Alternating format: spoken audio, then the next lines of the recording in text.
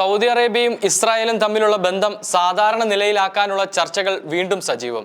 ഇതുമായി ബന്ധപ്പെട്ട് അമേരിക്കയുടെ മധ്യസ്ഥതയിൽ ഇരു വിഭാഗവും ഏകദേശ ധാരണയിലെത്തിയതായാണ് റിപ്പോർട്ട്. ഇസ്രായേലുമായുള്ള ചെങ്ങാത്തത്തിന് പകരമായി സൗദി അറേബ്യയ്ക്ക് നിർണായക വാഗ്ദാനമാണ് അമേരിക്ക മുന്നോട്ട് വെച്ചിരിക്കുന്നത്.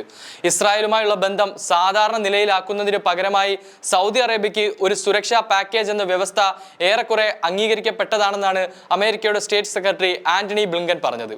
സൗദി തലസ്ഥാനമായ റിയാദിൽ നടന്ന ലോക സാമ്പത്തിക ഫോറത്തിന്റെ യോഗത്തിൽ സംസാരിക്കുകയായിരുന്നു അദ്ദേഹം.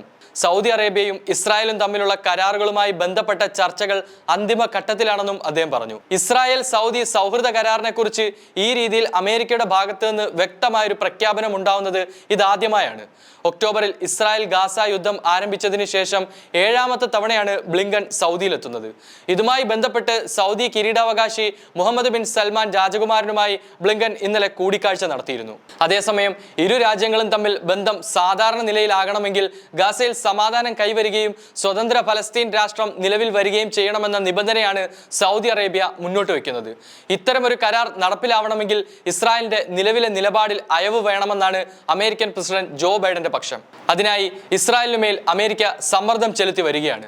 അതേസമയം സ്വതന്ത്ര ഫലസ്തീൻ രാഷ്ട്രത്തിന് അംഗീകാരം നൽകുന്ന പക്ഷം ഇസ്രായേലിനും കൂടുതൽ ഇളവുകൾ പ്രഖ്യാപിക്കാൻ അമേരിക്ക ഒരുക്കമാണെന്നാണ് റിപ്പോർട്ട്. നിലവിൽ UAE, ബഹ്റൈൻ, മൊറോക്കോ എന്നീ 3 അറബ് രാജ്യങ്ങൾ ഇസ്രായേലുമായുള്ള ബന്ധം സാധാരണ നിലയിലാക്കിയിട്ടുണ്ട്. 2020 ഡൊണാൾഡ് ട്രംപ് പ്രസിഡന്റ് ആയിരിക്കെ അമേരിക്കയുടെ നേതൃത്വത്തിലുണ്ടാക്കിയ അബ്രഹാം ഉടമ്പടി പ്രകാരമായിരുന്നു ഇത് സാധ്യമായത്. എന്നാൽ ഇവയിൽ നിന്ന് വ്യത്യസ്തമായി സൗദി അറേബ്യയും ഇസ്രായേലും തമ്മിലുള്ള ബന്ധം സാധാരണ നിലയിലാക്കുന്നതിന് വലിയ പ്രാധാന്യമാണ് ഇസ്രായേലും അമേരിക്കയും നൽകുന്നത്. മക്ക, മദീന എന്നീ ലോക മുസ്ലിങ്ങളുടെ 2 പ്രധാന തീർത്ഥാടന കേന്ദ്രങ്ങൾ സൗദിയിലാണെന്നതാണ് ഇതിന് പ്രധാന കാരണം. അതുകൊണ്ട് തന്നെ മുസ്ലിം ലോകത്ത് സൗദിക്ക് വലിയ പ്രാധാന്യമുണ്ട്. സൗദി അറേബ്യയുമായുള്ള സമാധാന കരാർ മുസ്ലിം ലോകത്തിന്റെ അംഗീകാരമായാണ് ഇസ്രായേലും US കരുതുന്നത്. ഇസ്രായേലുമായുള്ള സൗഹൃദത്തിന് പകരം അമേരിക്കയിൽ നിന്ന് ലഭിക്കാനിടയുള്ള സുരക്ഷാ പാക്കേജ് ബന്ധപ്പെട്ട ചർച്ചകൾ അന്തിമ ഘട്ടത്തിലാണെന്നാണ് സൗദി വിദേശകാര്യമന്ത്രി ഫൈസൽ ബിൻ ഫർഹാൻ രാജകുമാരനും സമ്മതിച്ചത്. റിയാദിൽ ബ്ലിങ്കനുമായി കൂടിക്കാഴ്ച നടത്തിയ ശേഷമാണ് അദ്ദേഹം ഇക്കാര്യം വ്യക്തമാക്കിയത്. US സൗദി കരാറുകൾ വളരെ അടുത്തു തന്നെ യാഥാർത്ഥ്യമാവുമെന്നും ഇതുമായി ബന്ധപ്പെട്ട ഭൂരിഭാഗം ജോലികളും ഇതിനകം പൂർത്തിയായിട്ടുണ്ടെന്നും അദ്ദേഹം പറഞ്ഞു.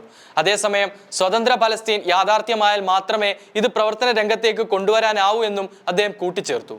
അതേസമയം സ്വതന്ത്ര ഫലസ്തീൻ എന്ന ആശയത്തിന്റെ ശക്തനായ എതിരാളിയായ ഇസ്രായേൽ പ്രധാനമന്ത്രി ബെഞ്ചമിൻ നെതന്യാഹുവിനെ കൊണ്ട് ഇക്കാര്യം സമ്മതിപ്പിക്കാനുള്ള ശ്രമത്തിലാണ് ബൈഡൻ ഭരണകൂടം. നിലവിൽ ഫലസ്തീൻ പ്രശ്ന പരിഹാരത്തിനുള്ള ഏക വഴി സ്വതന്ത്ര ഫലസ്തീൻ രാഷ്ട്രമാണെന്ന നിഗമനത്തിലാണ് US. അതേസമയം ബൈഡൻ ഭരണകൂടം സൗദി അറേബ്യയുമായി ഒരു കരാറിൽ എത്തിയാലും അത് നടപ്പിൽ വരണമെങ്കിൽ US കോൺഗ്രസ് അംഗീകരിക്കേണ്ടതുണ്ട്. എന്നാൽ ബൈഡന്റെ ഡെമോക്രാറ്റിക് പാർട്ടിയിൽ നിന്നുള്ളവർ അടക്കമുള്ള US കോൺഗ്രസിലെ ഒരു വിഭാഗം അംഗങ്ങൾ സൗദിയുമായുള്ള സൗഹൃദത്തിന്റെ വിമർശകരാണ്. പ്രത്യേകിച്ചും മനുഷ്യാവകാശ ലംഘനവുമായി ബന്ധപ്പെട്ട വിഷയങ്ങളിൽ സൗദിയുടെ ശക്തരായ വിമർശകരാണിവർ. എന്നാൽ മേഖലയിലെ രാജ്യങ്ങൾ തമ്മിലുള്ള സഹകരണവും US-ഉം സൗദി അറേബ്യയും തമ്മിലുള്ള സഹകരണവും ശക്തിപ്പെടുത്തുന്നതിലൂടെ മേഖലയിൽ ശാശ്വത സമാധാനവും സുരക്ഷയും കൈവരിക്കാനാകുമെന്നാണ് അമേരിക്കൻ അധികൃതരുടെ വാദം.